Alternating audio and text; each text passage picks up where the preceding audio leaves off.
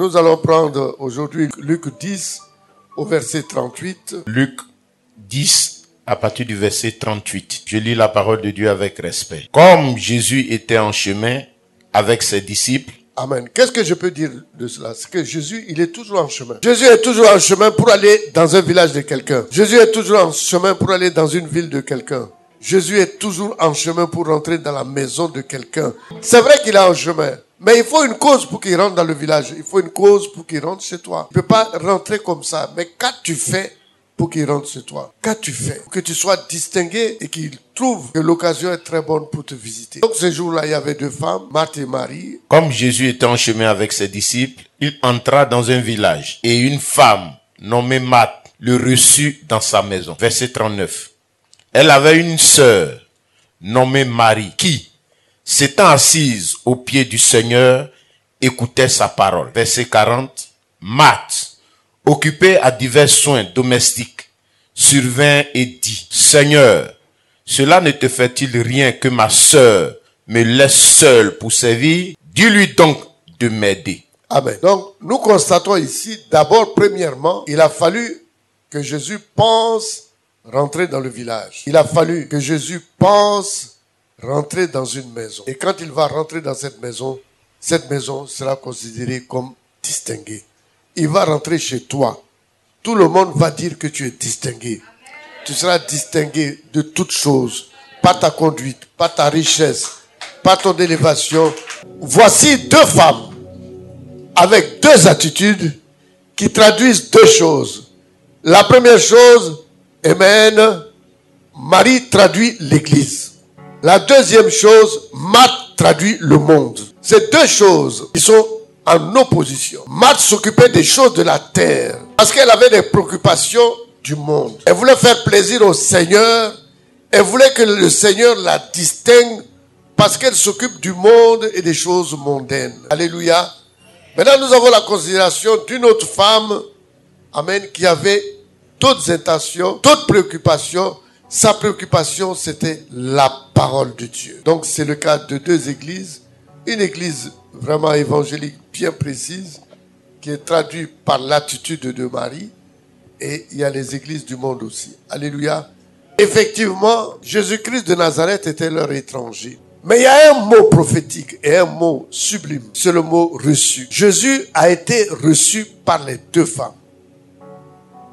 Amen. Quand Jésus vient dans ta vie, tu as deux solutions. Et nous avons vu les deux solutions.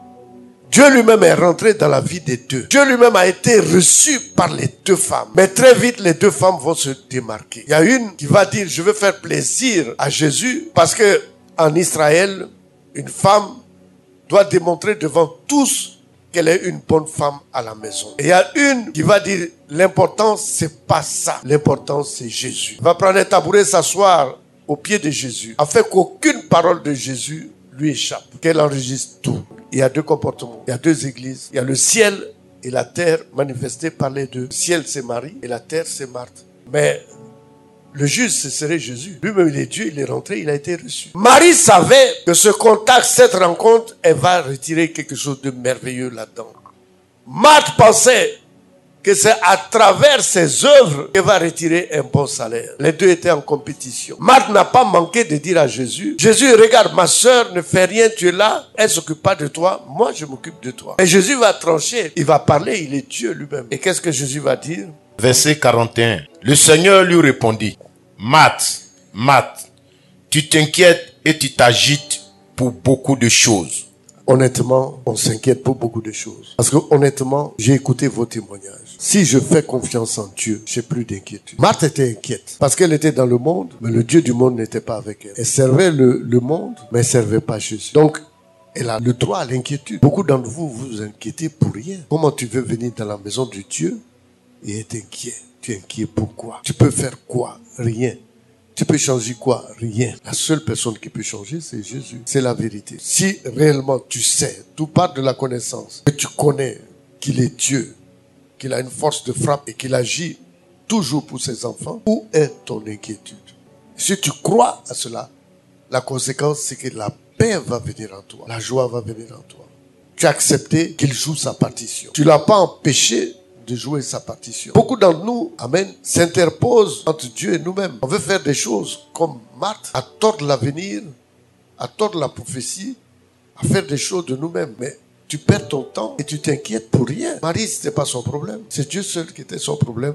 Elle savait une chose. Quel que soit le temps, Jésus va partir. Donc il est de passage. Si je ne profite pas maintenant, je vais perdre. Et c'est ce que vous ne comprenez pas. Il y a un temps favorable. Et quand le temps favorable vient, ça vous trouve dans des erreurs, dans des bêtises, dans des choses bizarres, des pensées bizarres. Amen. Et vous ratez l'occasion. Et moi, je dis cette année-là, toi qui me regardes, tu ne vas pas rater l'occasion. Est-ce que Jésus avait raison pour dire Marthe? 2 fois il a dit Marthe pour insister. Jésus te parle aujourd'hui, quand tu comprends ça, 2 fois il insiste. Ne t'inquiète de rien. Si tu n'es pas marié, ne t'inquiète pas. Si tu n'as pas d'argent, ne t'inquiète pas. Si tu es malade, ne t'inquiète pas. Il est derrière toi. Il est déjà rentré dans ta maison. Peut-être tu es là pour un problème particulier. Peut-être que là que tu es dans les tracas. Peut-être que tu es là, ta situation est difficile. Mais moi je te dis, le timonier est là. Amen. Celui qui est au contrôle est là. Ils vont beau s'agiter. Ils vont beau te martyriser. Jésus va jamais laisser la part. Il est là pour toi. Il contrôle tout pour toi. Ce que Jésus te dit ce matin, amen, c'est que laisse Jésus faire. Amen. Il va se réjouir parce qu'il voit qu'il tombe. Il y a un qui est tombé, 2 qui est tombé, 3. Il y en a encore. Et toi, tu perds le courage. C'est pas normal. Laisse tout le monde tomber. Il est au travail. Mais Marthe pensait tordre Jésus pour amener Jésus obligatoirement à adhérer à sa position. Mais il a dit la vérité. Il a dit Marthe, Marthe. Quand il a dit Marthe, elle n'écoutait pas. Il a crié Marthe. Marthe a dressé ses oreilles. Il dit, ma fille, tu t'inquiètes pour rien. Et je parle à quelqu'un qui est troublé dans cette salle. Tu t'inquiètes pour rien. Verset 42. Une seule chose est nécessaire. Marie a choisi la bonne part. Il ne lui sera point ôté. Jésus lui dit, tout ce que tu as fait, c'est bon. Je ne peux pas dire que c'est mauvais. Tu es femme. Donc tu dois bien t'occuper du foyer parce que tu seras mariée et tu vas bien réagir devant ton mari. Mais je suis de passage. Je suis là que pour peu de temps. Il faut savoir distinguer le temps favorable. Pendant que je suis là, pendant que moi je viens à l'église et que je suis dans la présence de Dieu, je ne dois pas m'amuser. Je n'ai plus droit à l'erreur. Je dois être concentré. Le mot concentré, quelqu'un l'a dit 2 ou 3 fois aujourd'hui. Je dis c'est vrai. Tu dois être fixé sur ce qui se passe ici, non pas à l'extérieur. Il a dit, une seule chose est nécessaire. Marie a choisi la bonne part. Quand vous allez venir ici, ce que vous allez recevoir, personne ne peut vous arracher ça. Tout ça est parti d'un seul mot, le mot reçu. Et pour que le mot reçu soit vraiment vrai reçu, il faut faire quelque chose pour attirer l'attention de Dieu. Alléluia. Vous savez, vous avez parcouru la Bible. Vous avez vu cette femme qu'on appelle Marie, qui a servi le Christ, qui a suivi le Christ, qui était dans la révélation. Elle a fait parce que elle voulait recevoir quelque chose de Dieu. Donc nous allons prendre Jean 1. Jean 1 à partir du verset 12. Jean 1 à partir du verset 12. Mais à tous ceux qui l'ont reçu, à ceux qui croient en son nom, et elle a donné le pouvoir de devenir enfant de Dieu. Enfant de Dieu. Amen. Marie cherchait la confirmation d'être enfant de Dieu. Si tu es dehors et que tu rentres dans une famille et que tu as la confirmation, amen, que tu es de la famille, tu reçois un pouvoir. Marie voulait avoir l'attestation, la promulgation de Dieu qu'elle est enfant de Dieu et qu'elle marche selon Dieu et selon l'Esprit de Dieu. Elle cherchait ça. C'est à cause de ça qu'elle cherchait à être distinguée. C'est à cause de ça ce matin, tu dois chercher à être distingué. Car si tu es élu de Dieu, tu es choisi de Dieu, tu seras différent de tous. Et Dieu va passer par toi. Et Dieu va tester réellement ta légitimité. C'est de ça il s'agit. Il s'agit que nous puissions devenir enfants de Dieu. La Bible est claire là-dessus. Il dit à tous ceux qui l'ont reçu, est-ce que tu as véritablement reçu Dieu? À ceux qui croient en son nom, elle, la parole, a donné le pouvoir de devenir enfant de Dieu. Il y a un pouvoir qui accompagne cela. Si tu es enfant légitime, il y a un pouvoir qui accompagne cela. Si tu es enfant de Dieu, il y a un pouvoir qui accompagne. Un homme qui a un pouvoir est craint. Si tu vas au village, que tu as un pouvoir, tu es craint, tu es respecté, tu es distingué. Et si tu as un pouvoir, c'est ce que tu veux que tu vas avoir. Parce que ce pouvoir va te permettre de changer les paramètres du ciel. Donc toi de la terre, quand tu veux, les choses changent au ciel. Matthieu 26, à partir du verset 7. Je lis la parole de Dieu avec respect.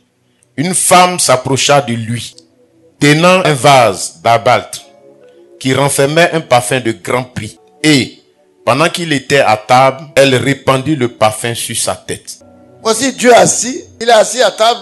Voici une femme qui prend, amen, une carafe remplie, amen, de parfum. Elle vient devant tout le monde et verse ça sur la tête de Jésus. N'est-ce pas surprenant? C'est surprenant. Les gens s'étaient étonnés. Mais qu'est-ce qui arrive à cette femme? Tu vas trouver quelqu'un assis et tu prends du parfum, tu verses sur sa tête. Amen. Mais elle savait ce qu'elle faisait. C'est pas la même Marie qui était là-bas en train d'écouter la parole de Dieu. C'est pas la même Marie qui a été touchée par la parole de Dieu. Donc elle est devenue folle ou bien quoi? Elle n'est pas devenue folle. Elle savait ce qu'elle faisait parce qu'elle était utilisée. Elle n'était pas folle, hein? Non, mais elle était connectée. Ce qu'elle a fait là, Marthe ne pouvait pas faire. Parce que Marthe réagissait selon le monde. Et Marie réagissait selon l'esprit. Deux attitudes différentes, deux femmes différentes, deux églises différentes, deux mondes différents. À quel monde toi tu appartiens? C'est très bizarre de voir cette femme s'avancer avec assurance et verser quelque chose sur la tête de Dieu. Pas n'importe qui. Alléluia. Et le verset 8. Verset 8. Les disciples, voyant cela, s'indignèrent et dirent, à quoi bon cette perte? Non, attendez. Ça, je vous dis, c'est la sorcellerie. C'est vrai ou c'est faux? C'est la sorcellerie. Amen. Quand elle a versé le parfum, les disciples, là, ils étaient indignés parce que c'était un parfum de bon prix. C'est-à-dire que Dieu même ne méritait pas le parfum. Parce que pour eux, elle aurait pu vendre le parfum, avoir de l'argent. Et beaucoup d'entre vous n'arrivent pas à se sacrifier pour Dieu. C'est méchant, c'est très méchant. Mais est-ce qu'elle a fait sciemment? Je dis oui, elle a fait sciemment. C'est poussé par l'esprit qu'elle a fait. Eux, ils rattachaient ça comme des marques aux conditions matérielles. Marie voyait autre chose. Et je prie que cette année-là, à travers tout, tu vois autre chose. Tu vois la dimension de Dieu. Que vous tous, vous soyez utilisés par cette dimension. Que vous posez des actes spirituels puissants. Et ils ont parlé de perte. Verset 9. On aurait pu vendre ce parfum très cher et en donner le prix aux pauvres. Merci. Tout de suite, ils ont pensé au business. Hein. Il y a des gens qui disent, n'importe quoi, ils voient business. Même s'ils voient ma chaussure, ils sont en train de penser vendre ça et puis aller acheter quelque chose avec. Vous avez un esprit mercantile très développé. Mais Marie était utilisée par Dieu. Verset 10. Jésus, s'en étant aperçu, leur dit, pourquoi faites-vous de la peine à cette femme? Elle a fait une bonne action à mon égard. Et Dieu même prend la parole, il a reçu le parfum sur sa tête, il dit la femme a fait une bonne action. Il y a d'autres parmi vous qui pensaient tout de suite dire, mais la dame a fait une bonne action, sa tête va sentir bon. Mais la dame voyait autre chose, de très très spirituel derrière tout ça. Amen. Il a dit, mais ce que vous faites c'est pas bon, est-ce que je ne mérite pas ça? Verset 11. Car vous avez toujours des pauvres avec vous, mais vous ne m'avez pas toujours. Voici. Ce que je disais tout à l'heure, c'est la vérité. Il y a le temps favorable. Quelquefois, tu es à la maison, tu reçois la visitation de Dieu. Tu ne sais pas. Or, c'est là qu'il faut profiter pour poser de bonnes actions. En venant à l'église, tu poses de bonnes actions. Mais si tu viens en retard, tu ne poses pas de bonnes actions. Pendant l'adoration, Dieu peut faire sa visitation. Tu ne sais pas. Et tu viens en retard, c'est pas bon. Le moment favorable, c'est les enfants de Dieu guidés par l'Esprit qui savent ça. Ils en profitent. Et ça fait très mal que Dieu dit, vous ne m'avez pas tout le temps. Mais les pauvres sont là, vous avez les pauvres tous les jours. Vous allez leur donner beaucoup de choses. Mais moi, je ne suis pas là tout le temps. Regardez, au moment de donner l'offrande, l'ange est là. Et toi, tu ne sais pas. Tu vas fouiller dans ton porte-monnaie, tu vas déposer 100 francs. Alors que tu dois toucher Dieu. Toi, tu ne sais pas. Il y a beaucoup de choses qu'on ignore. Mais dès que tu viens à l'église, il faut donner le meilleur à Dieu. Parce que tu ne sais pas l'heure de la visitation. C'est vrai que nous avons Dieu avec nous. Mais lui me l'a dit, ce n'est pas tous les jours aussi que nous l'avons avec nous. Verset 12. En répandant ce parfum sur mon corps, elle a fait pour ma sépulture. Voici le secret. Jésus savait qu'il allait mourir. Il le savait. Et il savait, tel qu'il procure les foies à tout le monde, le jour où il allait mourir, il n'y aura personne qui va venir embaumer son corps. Personne. Tout le monde va avoir peur. Amen. Mais Marie a vu autre chose. Elle a compris que la foi, c'est le futur réalisé dans le présent. Donc Marie a touché le futur. Elle a fait en sorte que ce qui devait être fait après sa mort soit fait dans notre présent ici, dans le présent de Marie. Donc Marie a touché le futur. Parce qu'au futur, on va dire, mais il faut l'embaumer. On dit, on l'a déjà embaumé, c'est fait déjà. Donc, elle a créé quelque chose dans le futur. Et ça, si elle a créé, touché le futur, réaliser ça dans le futur, c'est parce qu'elle a reçu Dieu. Elle a eu le temps de recevoir Dieu. Et la Bible dit que quand tu reçois Dieu, il te donne le pouvoir. Mais c'est quel pouvoir? C'est le pouvoir de transcender les choses. Le pouvoir de pouvoir toucher l'invisibilité. Ce qui veut dire que dans peu de temps, tu es capable de créer quelque chose au ciel, parce qu'on crée tout au ciel, et de ramener ça dans le présent. Et tu seras heureux. Tout ce qui est sur la terre a été créé d'abord au ciel. La meilleure façon de conserver les choses, c'est lorsque le colis vient du ciel. Ton colis vient de Paris. Il arrive à Abidjan. Amen. Et tu vas chercher sur le tapis roulant ton colis. Ton nom est marqué là-dessus. Tu prends et tu t'en vas. Mais en allant, les esprits peuvent se manifester. Tu peux faire un accident. Tu peux arriver, ton colis même peut se perdre. Mais lorsque ce colis sort du ciel, le nom de Jésus est marqué sur le colis. Quand tu vas rouler sur le tapis roulant, les sorciers de ton village, quand ils vont venir regarder, ils ne pourront pas toucher. Parce que c'est toi seul, ce pouvoir t'a été donné de prendre ce colis. Quand quelque chose sort du ciel, ça vient sur la terre, les démons le savent. Ils s'en écartent. C'est à cause de ça. La Bible dit, premièrement, cherchez le royaume des cieux et sa justice, et tout le reste vous sera donné par-dessus. Alors je m'adresse à quelqu'un. Affaire de Dieu là, c'est pas course. Affaire de Dieu, c'est connaissance de sa parole. C'est ce que Marie nous a enseigné aujourd'hui. Affaire de Dieu, c'est recevoir le Seigneur. De te comporter tel. Parce que Marie, elle a vu loin. Elle était là, elle ne savait pas ce qui allait se passer. 2 mois ou 3 mois plus tard, elle a embaumé le Seigneur avant l'action. Donc elle s'est projetée dans le futur.